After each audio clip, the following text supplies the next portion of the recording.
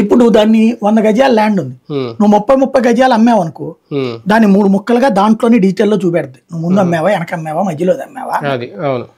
ఇక ఆ తర్వాత రేపు పొద్దున ఇంకొకళ్ళు వస్తే ఇదిగో ఈ పార్ట్ మధ్యలో పార్ట్ ఇతంది, ఎకరం ఉంది, 50 మందికి 50 ఫ్లాట్లు వేశారు, 4,800 కదా, 480 ఫ్లాట్లు వేశారు 100 గజాలు చెప్పు, ఈ వీళ్ళ ఫ్లాట్ ఇది వీళ్ళ ఫ్లాట్ ఇది అని అందులో పిక్చర్ అయిపోతుంది. రేపు పొద్దున వీళ్ళు ఇంకొకరికి అమ్ముకోవచ్చు. ఇది ఇక్కడ పక్కాగా కాగితం వచ్చేస్తుంది.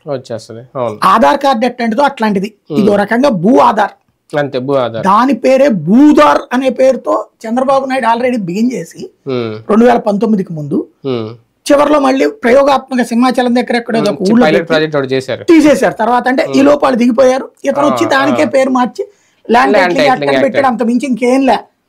ఈ భూదార్ కార్డు ఉంటే దీంతో ఉండే ఉపయోగం ఏంటంటే మీకు లోన్ తీసుకోవడానికి ఇబ్బంది ఉండదు. ఇప్పుడు ఏమవుతున్నది, మీరు లోన్ తీసుకున్నారంటే ఎన్ఓసీలు తీసుకురావాల్సి వస్తుంది. అట్లాంటి ప్రాబ్లం లేకుండా ఉండేటటువంటి ఒక చక్కటి సిస్టమ్ నీతి ఆయోగ్ సిఫార్సు చేస్తే దాన్ని జగన్ ని దొంగం చేయడం కోసం ఒక నెపం వేశారు అతని మీద. దానికి కారణం ఏంటంటే జగన్ కి లేదా జగన్ చుట్టూ ఉన్న వాళ్ళ యొక్క పబ్లిసిటీ పిచ్, ఏవైతే ఆ బొమ్మలు వేయడం, పేర్ల మీద పేర్లు పెట్టడం,